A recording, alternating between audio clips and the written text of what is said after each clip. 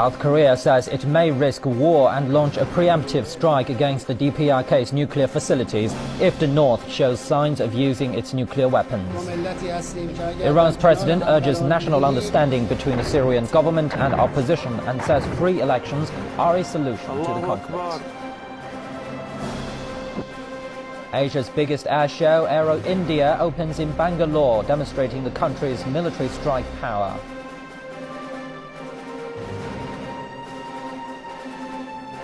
And with the Spring Festival falling on Sunday, we'll show how people in China are preparing for their family reunion dinner.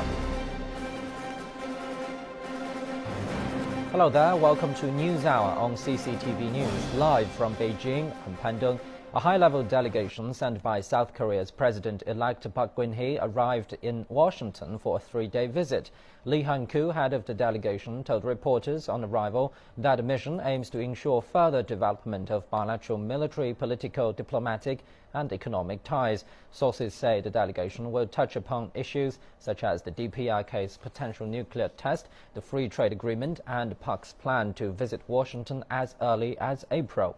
The delegation is hoping to meet Vice President Joe Biden and Secretary of State John Kerry. However, the U.S. side has not yet given a clear answer. The delegation is scheduled to have separate meetings with Deputy Secretary of Defense Ashton Carter and President of the World Bank Jim Yong Kim. Now, for more insight on this visit, we're joined in the studio by Ms. Su Xiaohui from the China Institute of International Studies. Thank you very much for joining us. So what's the real purpose of this visit? Well, I suppose the fundamental purpose of this visit is to try to strengthen the U.S.-South Korea alliance. We know that these two countries signed the mutual defense agreement in the 1950s, and in 2008, these two countries reached the strategic partnership between each other. And this partnership is based on the so-called mutual trust and common values. So in all these years, we have witnessed all the related parties to strengthen their relationship by holding the meetings such as the security consultative meetings and all kinds of summits. So this is an opportunity for both sides to reach more common sense concerning related issues. And another thing on the agenda is the economic and trade. We know that last year the free trade area between the U.S. and South Korea came into force, and this is an important part for both of the countries. And so in this, both sides will continue to strengthen their economic relationship. And the U.S. is the third largest trading partner of the ROK. And the ROK is in a disadvantaged position in the bilateral trade. So it is an opportunity for both sides to strengthen this relationship. And another thing is, of course, the DPRK issue, since the current tension has been escalating, and both sides need to talk about this issue. And I suppose their basic aim is to find some common solution. Well, as you've mentioned, DPRK's nuclear issue will be a major topic on the delegation's agenda. Of course, as allies, the U.S. and South Korea can talk about it as much as they want, but what can they really do? Well, I'm afraid that they will reach some agreement to defend the so-called stability in this region. But I'm afraid that their agreement will have some negative impact on the current situation. We know that both sides are trying to strengthen their relationship, especially in the security perspective. And but in the security perspective, as the U.S. has deployed ground forces in the peninsula, and the U.S. is trying to propose the so-called missile defense system with the ROK and Japan. And last year, the U.S. agreed the ROK to extend the missile range. So we are seeing more uncertainties and more challenges in this region. And as for the DPRK issue, I suppose sanctions and countermeasures are not the best way to deal with the current tension. It is not helpful to maintain the regional stability, and this is not consistent with the U.S. and ROK's interests. So China proposed that all the related parties should sit down and talk about this issue together to avoid potential risks. Thank you very much indeed, Ms. Su Xiaohui from the China Institute of International Studies. South Korea's Joint Chiefs of Staff Jung Sing-cho says the country may risk a war and launch a preemptive strike against DPRK's nuclear facilities if it shows signs of using its nuclear weapons. Jung says it's better to attack and remove the DPRK's nuclear facilities than entering all-out war after suffering a nuclear attack. He adds that South Korea and the U.S. tailored deterrence strategy, which is under discussion, targets the DPRK's missiles and nuclear weapons.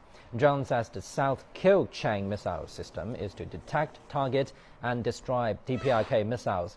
South Korea's military is keeping a close eye on the DPRK's moves. This follows the DPRK's announcement it could conduct a nuclear test following renewed sanctions passed by UN Security Council after its recent satellite launch. China's foreign ministry reiterates the country's right to operate surveillance patrols near the Diaoyu Islands, and China's position is clear on using diplomacy and negotiation to resolve disputes with neighboring countries. Recently, Japan has sent its ships and planes to the Diaoyu Islands waters and airspace illegally. China has lodged solemn representations with the Japanese side many times and demanded Japan stop its illegal actions. Japan should face history and reality and engage in talks with China to find an effective and proper solution. The Japanese government will convene a meeting of experts to discuss the revision of its constitution. The aim is to allow the exercise of collective self-defense rights. Prime Minister Shinzo Abe will be at a meeting set for Friday. In 2007, during his first term, Abe created an expert panel for the purpose of laying the legal foundations to ensure security. He stepped down before the panel submitted a final report in June 2008. Abe will hear the report on Friday. It allows the exercise of collective self-defense rights when escorting U.S. ships and intercepting missiles. The meeting will also discuss the DPRK's satellite launch and China's radar targeted at a Japanese Navy ship. China's Foreign Minister Yang Jiechi meets with Syrian Deputy Foreign Minister Faisal Muqdad to push a political resolution to the Syrian crisis. Muqdad is in Beijing on a 4-day visit. Yang Jiechi says political dialogue is crucial to resolve the problems. China welcomes any proposed solutions widely accepted by Syrian parties. Muqdad says Damascus is willing to observe the spirit of the Geneva Agreement, which proposed a transitional government made up of both Syrian authorities and opposition forces. Beijing and Moscow have consistently vetoed UN Security Council resolutions against Syria. Iranian President Mahmoud Ahmadinejad urges national understanding between the Syrian government and opposition. He also says free elections are a solution to the conflict. Ahmadinejad made his remarks in an interview with Egyptian state TV, expresses grief for the Syrian people and says that Egypt, Turkey and Saudi Arabia, the members of the contact group, should exert their efforts to stop the fighting and violence in Syria as soon as possible. He is in Egypt to attend the 12th summit of the Organization of Islamic Cooperation. Ahmadinejad is the first Iranian leader to visit Egypt in 3 decades. Turning to Egypt now, leaders of the Organization of Islamic Cooperation have held their 12th summit, which is aimed at tackling issues in a Muslim world. It's the second biggest intra-governmental organization after the UN. The meeting is the first OIC summit hosted by Egypt since the establishment of the organization in 1969. Adil Maruki reports. 26 leaders out of 57 nations attended the 12th summit of the Organization of Islamic Cooperation. For 2 days, Islamic nations are expected to reach agreement on the challenges that face their world. On top of those is Syria. Egypt's position on the Syrian crisis is known. We're supporting a political solution from the people of Syria. We want to avoid more clashes or any potential to divide Syria. We will work to keep Syria united and seek the benefits of the Syrian people. We hope to reach a solution on Syria. All are trying to reach a cessation of violence. All of us, including the opposition and countries of the world. I hope that the 4 countries that will meet reach at least a roadmap on this.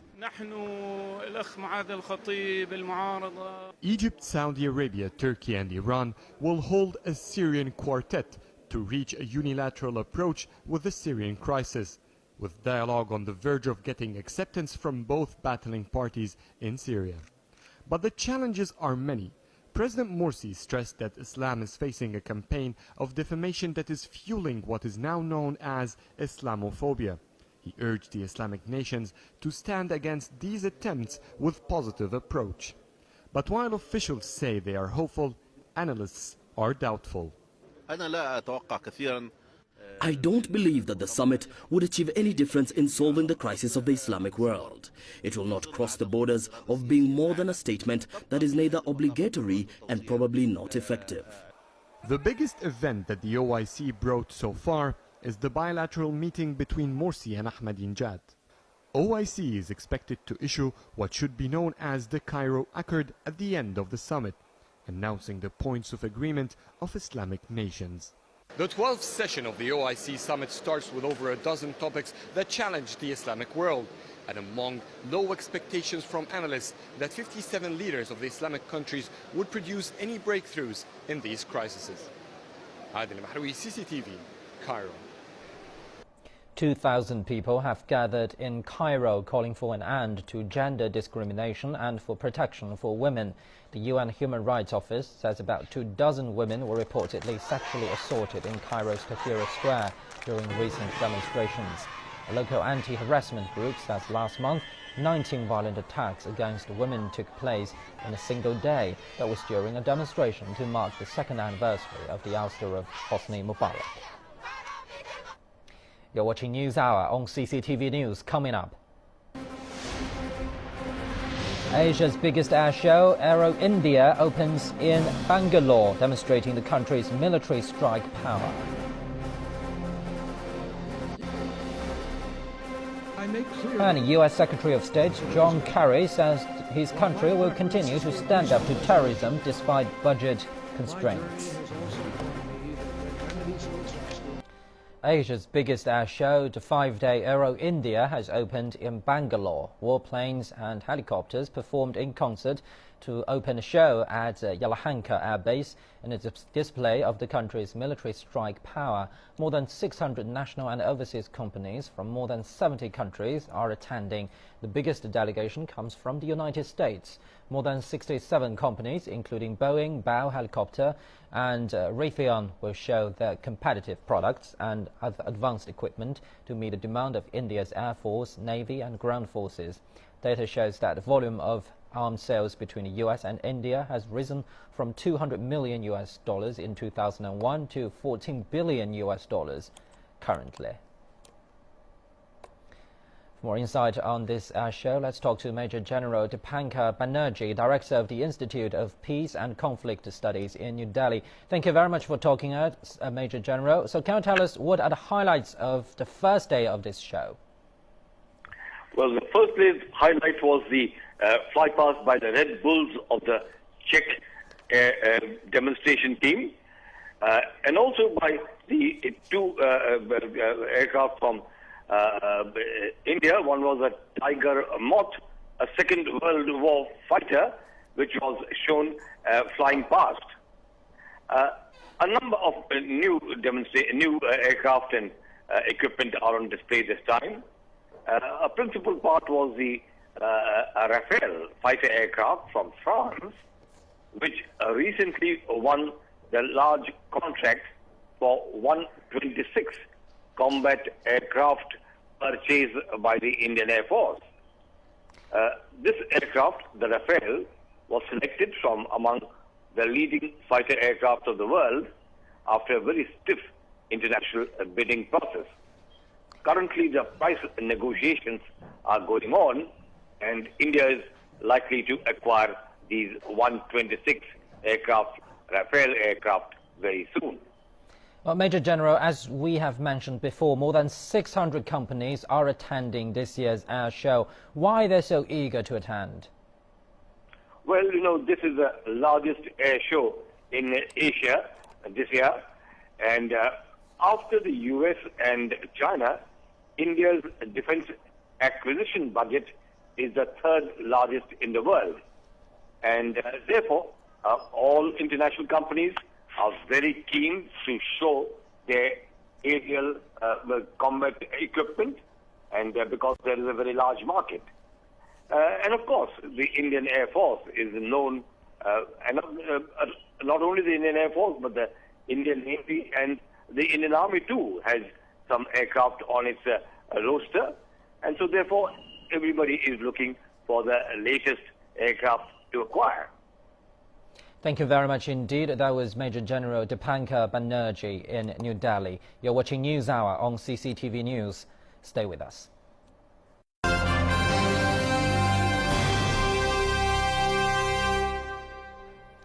U.S. Secretary of State John Kerry says his country will not retreat from the world stage due to budget constraints or the complexity of global challenges. Kerry made a commitment after being sworn into office by Vice President Joe Biden at the State Department. I make clear today to those listening, while my preference is for a peaceful resolution to conflict, my journey has also taught me that when remedies are exhausted, we must be prepared to defend our cause and do what is necessary to stand up to extremism, terrorism, chaos, and evil, and we will continue to do so.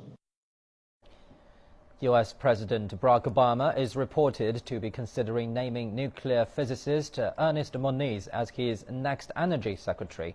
Moniz is one of Obama's science and energy advisors and was second in command at the Energy Department during the Clinton administration.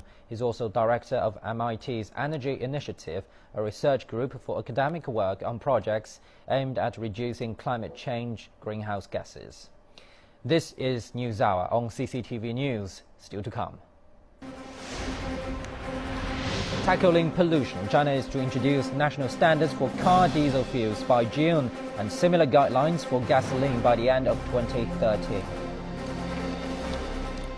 This is NewsHour on CCTV News. Heidi joins us now with the latest in biz. Good afternoon, Heidi. Hi, Panjan. We've got some good news. Chinese policymakers are starting to roll out more efforts to try and rein in that terrible smog that we've been seeing across Good news China. for the environment. Particularly in Beijing, so we can go out and ride our bikes soon again, hopefully.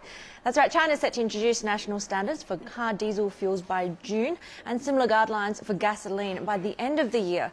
The move comes on the back of a recent spate of off-the-charts pollution across much of China, particularly here in the capital, largely due to an increasing number of cars in China that produce poisonous emissions. Beijing will put in place standards similar to the European cap on sulfur content. These standards will become compulsory by the end of 2017. Minutes from a regular State Council meeting, that's China's cabinet, show that domestic refineries will have to upgrade their techniques. State-owned companies will also be the first to be expected to fall in line. Policymakers are also looking at ways to make the pricing mechanism for oil more reasonable. Supervision and penalties will also be put in place when it comes to oil quality.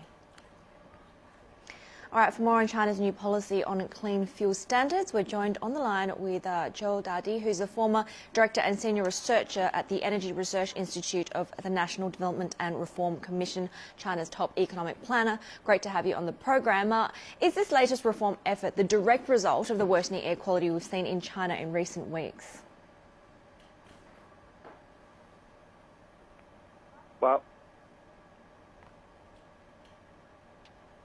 Well, can you hear me? Yes, we can hear you. I just wanted to know, is this latest reform effort directly related to the terrible air quality that we've seen over the past couple of weeks or so?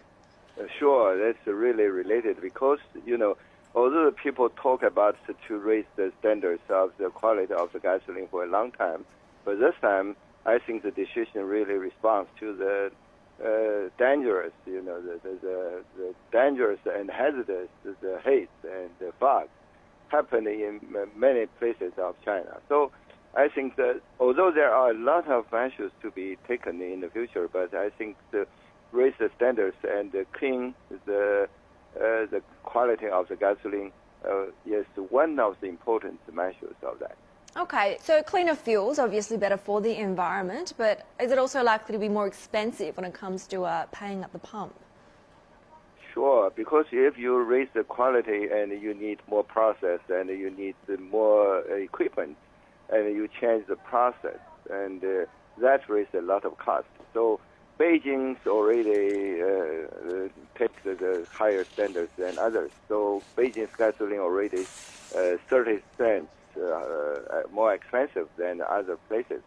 So if all the countries take the higher standards, the cost will be raised. I think the polluters pays rule should be applied. So the users should pay for the high quality and environment protection. All right, many thanks, Mr. Zhou, for joining us. Zhou Dadi, he's a former researcher and director at the Energy Research Institute at the National Development and Reform Commission, rather. All right, let's check in on the markets. Asian shares were broadly lower this morning ahead of the ECB's policy meeting later today, and also the latest trade and inflation numbers out of China. We've just got 2 days left of trading before the week-long Chinese New Year holiday that gets underway this weekend. The Shanghai Comp traded mixed in the morning. Currently, it's down by about 1 3/10 of 1%. The index has managed to stretch out gains for 8 straight sessions now, but sentiment is starting to shift on concerns that the government may be accelerating measures to curb the property market. Banks declined this morning. China Merchants and China CITIC are down by 2.6 and 3.7% respectively in the morning session. All right, let's take a look at how markets in Japan are doing. Yonggi Khan joins us in Tokyo. Yonggi, great to see you. We got some data out of Japan out earlier today. Machinery orders. What's the picture looking like? Well, Heidi, good afternoon. We had a pretty important economic indicator out earlier this morning, machinery orders. It's closely watched because it's a leading indicator for capital spending in the next 6 to 9 months. The government released figures for December. And it was interesting to see that the headline figure came in positive. It was up 2.8% against a median forecast of minus 0.7%. Now, what's also encouraging is that the forecast for the January to March quarter is for a rise of 0.8%. Now, the data shows that companies are becoming more willing to spend on factories and equipment on the back of a weaker yen and recovery in the global economy. Now, one economist at a Japanese brokerage was saying that corporate capex is probably bottomed out as the weekend and rising share prices will encourage capital spending. So macroeconomic indicators also suggesting that Abenomics is really boosting corporate activity here. Okay, Yonggi, despite that, the Nikkei is retreating this morning after going pretty much gangbusters in yesterday's session. Right. Is this just profit-taking inevitably that we're seeing right now? That's right, Heidi. It isn't too surprising to see today's falls, given that the Nikkei jumped more than 400 points yesterday, and that's giving an opportunity for investors to, in fact, take profits.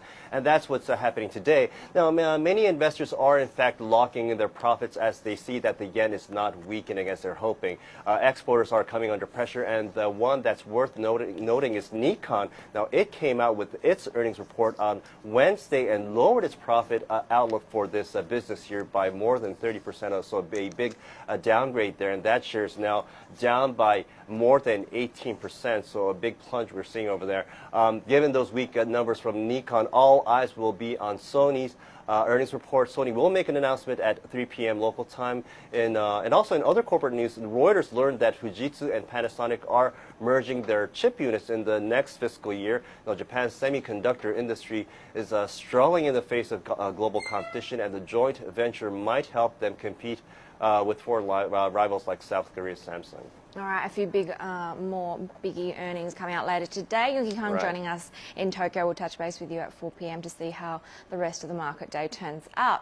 All right, let's take a look at other markets. Serena Jairam joins us now from Singapore with all the details across the rest of APAC. Serena, great to see you. Asian markets are pretty mixed ahead of the China economic data due out, but as usual, lots of action happening down under.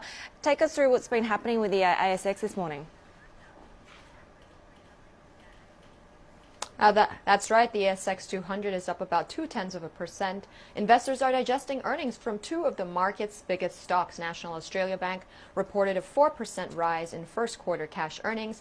Its shares rose 1.2% but have now come down. Meanwhile, the country's largest telecom company, Telstra, is trading quite flat after announcing that its first half net profit rose 8.8% on year, which was in line with analyst estimates. Apart from this, top miners like BHP Billiton and Rio Tinto are doing well for themselves on the back of firm iron ore prices. But economic data coming out of Australia, Aussie jobs figures beat estimates, although the unemployment rate remained unchanged at 5.4%.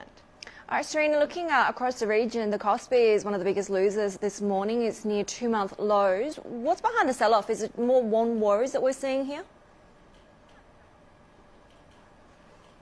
Oh, that's absolutely right. The Kospi opened in positive territory today, but has since succumbed to pressure. It's down about 0.1%.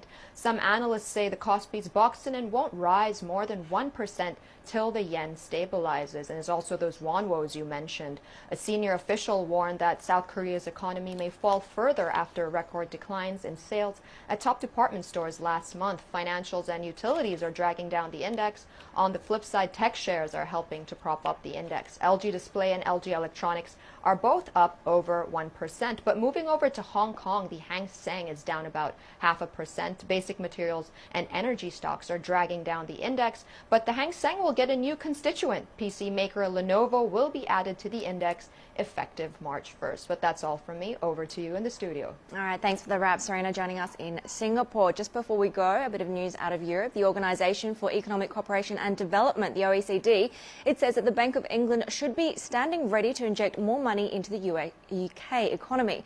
It warns if economic growth remains weak, a further round of quantitative easing may be very much necessary. Let's get you all the details.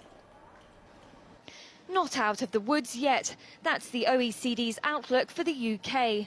The Paris-based think tank says the Bank of England should be on standby to pump more money into the UK economy. It forecasts that Britain's economy will grow just 0.9% this year, after shrinking by 0.1% in 2012. OECD Secretary-General Angel Gurria says more quantitative easing should be considered. Now, this is, of course, if growth fails to catch. Additional measures to improve the financing of the economy, such as the funding for lending scheme, are also welcome. But we cannot ignore the elephant in the room. The government deficit is still over 8% of GDP, and it continues to be one of the largest in the OECD today. But the OECD's calls may fall on deaf ears at the bank. It's already spent £375 billion on government debt in a bid to get the economy moving. And several of its top policymakers have questioned the effectiveness of another round of QE. UK Chancellor George Osborne remains focused on austerity. As we see through these difficult but necessary reforms, it's a vital part of our road to recovery, and it enables the cost of borrowing to stay low. The UK has suffered 2 recessions in the last 4 years and could be on the verge of another. But head of equities at Hargreaves Lansdown, Richard Hunter, says things are headed in the right direction. In terms of austerity, there are, of course, some that say it hasn't really yet even bitten and things are going to get much worse. On the other hand, if you look at something like the FTSE 250, which is often seen as the best barometer for the UK economy, in 2012 that was up 22%. So without without dismissing the fact that austerity is happening and will continue to happen, there are large pockets of the UK economy which are actually doing very well at the moment. The task of monitoring the economy will fall to new Bank of England boss Mark Carney from July. The OECD is still in favour of cutting the deficit, but it warns the government may need to be flexible if growth proves hard to find. All right, let's take a look at how other markets around the region are faring this morning. Bit of a mixed picture compared to yesterday.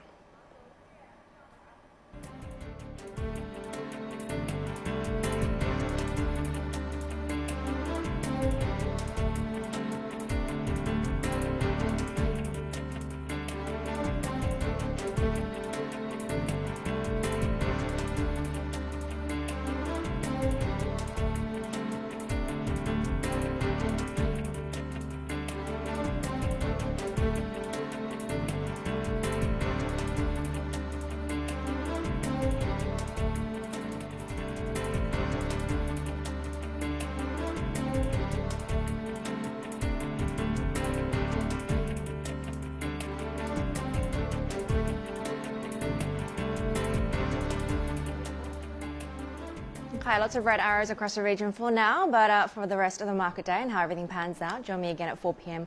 for Biz Asia. For now, I'm going to hand you back to Bang Dung for more headlines. Thank you very much, Heidi, indeed. You're watching News Hour on CCTV News. Still to come. With the Spring Festival falling on Sunday, we'll see how people in China are preparing for their family reunion dinner. And Saudi Arabia beats China 2-1 to make a winning start to its AFC Asian Cup qualifying campaign in Dammam. With the Spring Festival falling on Sunday, people in China are decorating their rooms to create a festive atmosphere. They're also shopping and preparing the family reunion dinner and New Year holiday. Keith Crane has the story. It's the busiest time of the year for the catering industry. Many customers have booked tables for family reunion dinners on the eve of the Spring Festival. But some will also eat at home. Store owners in Beijing have plenty to offer them to create special dishes. In Shanghai, people are flocking to stores to buy babao rice, a traditional Spring Festival must-eat. One store can sell more than 20,000 packets of rice in a day. We start work at 6 a.m. and are busy making the rice until 9 p.m. Beef and mutton sales are high in Xi'an, with customers queuing at shops. Meanwhile, the Tibetan New Year, or Losar, falls on February the 11th this year. People in areas including Sichuan province, Qinghai province and Tibet say it's much easier to get everything done for the festival. It's very convenient to prepare the things for the New Year. I can buy most of the things needed just in Yajiang. Many people heading home have chosen to buy things online so they don't have to carry it. One website says about 2.5 million people have bought goods online in the past week. Keith Crane, CCTV. Now for more on how people in South China's Guangdong province are ushering the Spring Festival, let's go to our reporter Liao Ruochen. He's now at one of the oldest flower markets in the provincial capital, Guangzhou. Hello Ruochen, buying flowers for Spring Festival is a tradition in Guangzhou. This winter is warmer than previous years. How's that reflected in sales? Hello, Pandeng. Yes, I can imagine how cold it is in Beijing. Well, for Guangzhou, the city of flowers, I think the name owes a lot of credit to the warm weather here. In the past, people would celebrate the Spring Festival to mark the end of winter and the return of spring. And with all these flowers, you can feel that spring is already here. This winter for Guangzhou, the temperature is very warm. Today, the temperature is about 24 degrees Celsius. The warm weather has, thanks to the warm weather, so normally the flower market will last for about a week. And this year, starting from today, the flower market will last until the 9th day after Spring Festival. That's 12 days in total. And the flowers are in abundance. Even the price has dropped for about 10%. But for some flowers, it's a different story. For example, the plum flowers. There's a famous poem in China saying how the plum flower only blossoms in the coldest of winter and the spirit that it represents. Well, this year, however, the warm weather has made plum flower a rare thing in the market. Even the price has gone up for about 30%. But the good weather that has accompanied many people on their way home is about to come to an end. A cold front will bring rain to most part of southern China tomorrow. So we would like to remind everybody who's coming to the flower market to bring umbrellas. Pandeng. Well, Ruochen, with so many flowers to choose from, are there any particular favorites? Yes, people's decision of flowers depends much on the culture of this area. Well, Guangzhou is one of the first cities to open its seaports to foreign traders and has remained an important trading port ever since. So we can say that the tradition of entrepreneurship runs deep in this area. So many flowers are welcomed for their good meaning in business. For example, one of the most common flower here is the golden and white chrysanthemum flowers. I know in many cultures, these two flowers are only used in sad occasions, but here they are very popular because they symbolize gold and silver.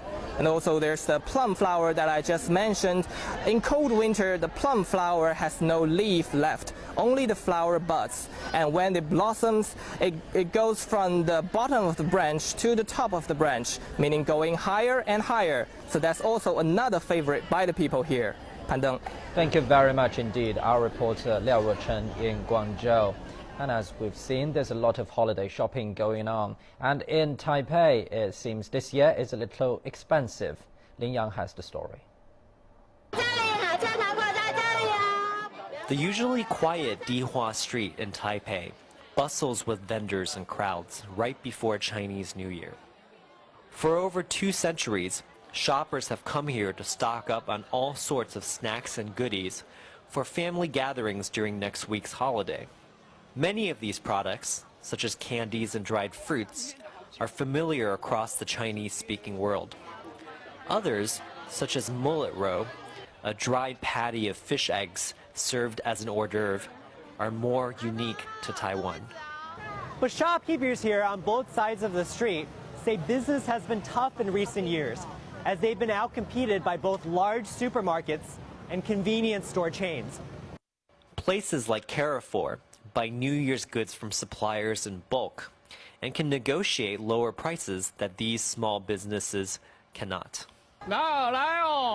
Mr. Ye Shirong and his family have sold New Year's goods here for 82 years and has experienced firsthand how difficult things have become. When those large supermarkets opened, our business went down 50%. These markets are really big, with a large selection of goods. That's why so many people go there to shop, and it makes our honest work harder. Prices have also increased, especially for dried goods. Taipei's government estimates that prices for ingredients in Fotiaoqiang, a popular Chinese winter stew, have gone up 6% since last year. Ingredients include dried scallops, shark fin, ginseng, and mushrooms. Mullet roe is up by a whopping 30 to 40%, and many say supply has fallen as mainland Chinese acquire a taste for this Taiwanese delicacy. The problem is, average salaries in Taiwan have not increased for more than a decade. So when prices go up, fewer customers shop at Dihua Street. And when they do come, they buy less. For dishes like Fotiaoqiang, we use cheaper substitute ingredients at home instead. So we avoid expensive stuff like abalone or shark fin and replace them with shellfish. With Taiwan's economy barely growing in 2012, many shoppers will be tightening their belts this new year. Whether Dihua Street will still be this busy in the future will largely depend on whether local residents will be willing to pay a little bit more to preserve the centuries-old tradition. Lin Yang, CCTV, Taipei. Well, David joins us now with the latest in sports. Good afternoon, David. Good afternoon. Hello there. We're going to start with football. And China lost their opening 2015 AFC Asian Cup qualifier 2-1 to Saudi Arabia in Group C, a contest that saw 2 former Real Madrid coaches pitted against one another. The teams here coming out ready for action. Saudi Arabia coach Juan Ramon Lopez Caro met Jose Antonio Camacho from China. Both former Real Madrid coaches, one a coach of Spain. China desperate for some football success, but the hosts got off to a promising start, taking the lead on the 24th minute. Fahad Al-Mawalad scoring the goal. And the striker scored with and China almost struck back immediately. Zhao Zhuru picked up a poor clearance, and his shot came back off the bar. Zhao was not to be denied for long, however. Just before the hour mark, Yu Hanchao cut into the box, and Zhao made no mistake to make it 1-1. That was the score at half-time. After that cool finish, but in the second half it went wrong for China. Al-Mawalad turned provider in the 76th minute, crossing for Naif Hazazi to get ahead of his marker and make it 2-1. Saudi Arabia take all 3 points. They travel to Indonesia for their next match, while China play host to Iraq next month. Played well in the first half, but we failed to score a goal. A mistake cost us a goal. We regrouped in the second half, but it was too late as they scored a second goal. It was another mistake. Mistakes are not easy to tackle in international football. We need to maintain our right mindset towards our opponents.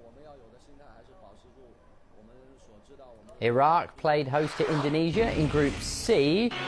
Rashid Stadium in Dubai, the venue for this one. In the 66th minute, a misplaced pass backwards by Handi Radam gave Iraq's captain Yunus Mahmoud an opportunity, and the veteran striker made no mistake going round the keeper and scoring.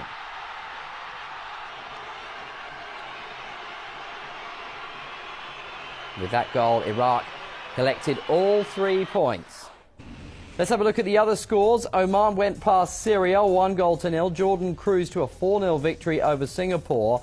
Iran blew past Lebanon. That one was 5-0. Kuwait claimed a 3-1 victory. That at Thailand. Bahrain beat Yemen 2-0. Qatar defeated Malaysia by the same score. Uzbekistan were held to a goalless draw by Hong Kong, while the UAE triumphed over Vietnam. Now we're going to go to the NBA, and we're going to talk about the Houston Rockets, who played host to Golden State on Tuesday at the Toyota Center. Jeremy Lin sank a career-high 5 three-pointers as the host tied an NBA record with 23 three-pointers in a very big victory. Lin found his form early on, midway through the opening quarter, rattling home a three-pointer to put the Rockets up 22-21. The visitors fought back late in the quarter. Jarrett Jack launched in a three at the buzzer to trim the Rockets' lead to 38-37. Jack scored 20 points for the Warriors. Early in the second, Lin combined with James Anderson before draining an open three to stretch the Rockets' lead to 45-37. Lin's sanity hot on the night. Later in that same quarter, David Lee drove in for a hard-fought lefty layup to pull the Warriors within 5 of the hosts. Lee scored 18. James Harden then stood out and nailed a three-pointer to extend the Rockets' advantage to 24. The Rockets tied an NBA record with 14 three-pointers in the first half. To the third, and some well-executed passes, Lin went straight down the lane for a bucket to keep the Rockets ahead by 15. Lin with 28 points for the night and 5 three-pointers. That's a career high. The visitors tried to stage a comeback in the fourth, but Lin's jumper restored the Rockets' 20-point cushion. Finally, Houston crushed Golden State 140-109. The LA Lakers visited the Nets with the absence of 2 players. Dwight Howard sat out the second straight game, and Meta World Peace served a 1-game suspension. Pau Gasol made up for the absentees midway through the first quarter. Sharp pass from Bryant set up Gasol for 2. The Lakers trailed by 24-18 after the first quarter. Deep into the second, beautiful pass by Steve Nash, and Gasol pocketed an easy layup. The Lakers took a 9-point lead into the second half. The hosts bounced back in the third quarter, though, and Brook Lopez led the charge. The All-Star center had 30 points and 11 rebounds for the Nets. More problems for the Lakers in the injury department as Gasol injured his right foot while trying to block a shot. The Spanish big man will have an X-ray, and he will be out indefinitely, we're told today. With the scores tied at 80, Kobe Bryant provided the highlight of the game when he drove the lane and threw down a monster dunk between Gerald Wallace and Chris Humphries. Bryant scored 21 points for the night, and the Lakers survived a pretty tough battle, 92-83. Other matches, Paul George scored 29 points and led Indiana over Atlanta 114-103. It's the Pacers' 15th straight home win, their longest streak at home in 13 years. Phoenix got past Memphis 96-90, while Denver beat Milwaukee for their 7th straight victory. There's plenty more on Sports Scene later on, but for now, that'll do us for the sport. Thank you very much, David. Indeed. Now let's visit Beijing's first 3D photo studio. The technology is expected to boost the market potential for customized products. Shi Wenjing reports. Want to have a little version of yourself? The newly established 3D photo booth in the capital city, which is also the first one in the country, is offering you the chance to turn yourself into a plastic action figure. Well, this is Studio 3D prototyping. Stands here seems nothing different from the old-fashioned one, but you'll soon discover there's one big difference. There's no camera, but a Hell-hand scanner instead. The scanner works as a recorder. After around 10 minutes scanning, the raw data of the full body image will be sent to the computer. It will then be modified and tweaked to achieve a better likeness, and fine detail can also be added before the 3D color print. The data will then be transferred to the printing machine, which follow the layer-by-layer process. Plaster is considered as the ideal material for printing action figure. It usually takes about an hour to print a 10-centimeter tall figurine. Visitors from home and abroad are showing great curiosity to this rising technology. I've been sort of following this for like 2 years now, There are magazines that talk about this once in a while, but it's only really now that I think that this is the time to get into this market. I'm very interested in 3D printing, as I'm also working in this field. It is nice to have a museum like this. Apart from printing yourself, much more can be done, like those tailor-made products. For customized products, I think there's a huge market potential behind the 3D technology. For example, this product is made by 3D printer. We benefit a lot from it, as it can be revised from time to time, unlike the old-fashioned ones, which you have to wait for the mold. And our designers becomes more productive, as they can have their own products only in a few hours. Making your own products is not only a fashionable way to differ from others, but can be more meaningful. Many products nowadays are made by factories. Waiting for resources are quite often. But things gonna change if the 3D technology goes mature. Companies will be able to make personalized products, then there will be less wasted resources. 3D photo taking is just the start of the customized market behind. Look at this hair dryer. It is printed out by 3D technology. Spring Festival is around the corner. If you haven't decided about what kind of presents to your families, it would be a nice choice to try something cool. 沈静 CCTV, Beijing. Turning to France now, a water treatment plant is now creating energy with a regional food speciality, sauerkraut. Let's take a look. Innovating with sauerkraut. This region along the French-German border has long been known for its shredded and fermented cabbage. Now the juice created in the process is being used to make energy. For sauerkraut producers, it's a win-win situation. We're now able to make a profit from the entire process, the actual fibre, which is the part that will become sauerkraut, and also the juice. In the past, the highly polluting sauerkraut juice had to be transported to nearby Strasbourg for treatment. Now it comes by the truckload to this local water treatment plant. For over a year, the plant has been transforming sauerkraut juice into biogas. The gas powers the plant while the extra energy is sold off. The sauerkraut juice helps us produce biogas to fuel the motors which produce electricity that we can then sell on to the grid. The amount of biogas produced here is enough to fulfill the power needs of 1,500 people per year. A sign that a lot of cabbage will be needed before sauerkraut becomes the energy source of the future. That's it for this edition of News Hour on CCTV News. I'm Pan Dong in Beijing. Bye-bye.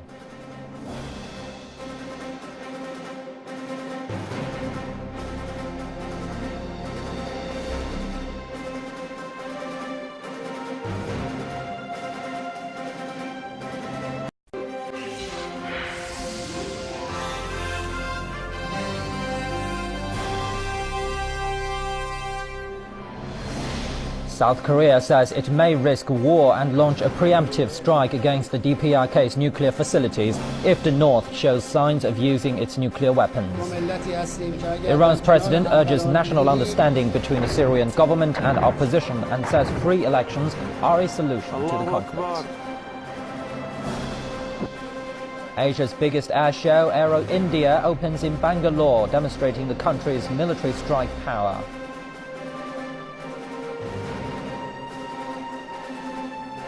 And with the Spring Festival falling on Sunday, we'll show how people in China are preparing for their family reunion dinner.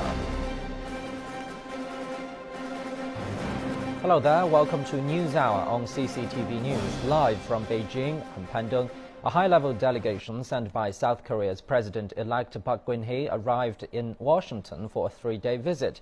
Lee Han-koo, head of the delegation, told reporters on arrival that the mission aims to ensure further development of bilateral military, political, diplomatic and economic ties. Sources say the delegation will touch upon issues such as the DPRK's potential nuclear test, the free trade agreement and Park's plan to visit Washington as early as April. The delegation is hoping to meet Vice President Joe Biden and Secretary of State John Kerry. However, the U.S. side has not yet given a clear answer. The delegation is scheduled to have separate meetings with Deputy Secretary of Defense Ashton Carter and President of the World Bank Jim Yong Kim. For more insight on this visit, we're joined in the studio by Ms. Su Xiaohui from the China Institute of International Studies. Thank you very much for joining us. So what's the real purpose of this visit? Well, I suppose the fundamental purpose of this visit is to try to strengthen the U.S.-South Korea alliance. We know that these two countries signed the mutual defense agreement in the 1950s, and in 2008, these two countries reached the strategic partnership between each other. And this partnership is based on the so-called mutual trust and common values. So in all these years, we have witnessed all the related parties to strengthen their relationship by holding the meetings such as the security consultative meetings and all kinds of summits. So this is an opportunity for both sides to reach more common sense concerning related issues. And another thing on the agenda is the economic and trade. We know that last year the free trade area between the U.S. and South Korea came into force, and this is an important part for both of the countries. And so in this, both sides will continue to strengthen their economic relationship. And the U.S. is the third ground forces in the peninsula. And the U.S. is trying to propose the so-called missile defense system with the ROK and Japan. And last year, the U.S. agreed the ROK to extend the missile range. So we are seeing more uncertainties and more challenges in this region. And as for the DPRK issue, I suppose sanctions and countermeasures are not the best way to deal with the current tension. It is not helpful to maintain the regional stability, and this is not consistent with the U.S. and ROK's interests. So China proposed that all the related parties should sit down and talk about this issue together to avoid potential risks. Thank you very much indeed, Ms. Su Xiaohui from the China Institute of International Studies. South Korea's Joint Chiefs of Staff Jung Sing-jo says the country may risk war and launch a preemptive strike against DPRK's nuclear facilities if it shows signs of using its nuclear weapons. Jung, largest trading partner of the ROK, and the ROK is in a disadvantaged position in the trade, in the bilateral trade. So it is an opportunity for both sides to strengthen this relationship. And another thing is, of course, the DPRK issue, since the current tension has been escalating, and both sides need to talk about this issue. And I suppose their basic aim is to find some common solution. Well, as you've mentioned, DPRK's nuclear issue will be a major topic on the delegation's agenda. Of course, as allies, the U.S. and South Korea can talk about it as much as they want, but what can they really do? Well, I'm afraid that they will reach some agreement to defend the so-called stability in this region. But I'm afraid that their agreement will have some negative impact on the current situation. We know that both sides are trying to strengthen their relationship, especially in the security perspective. And but in the security perspective, as the U.S. has deployed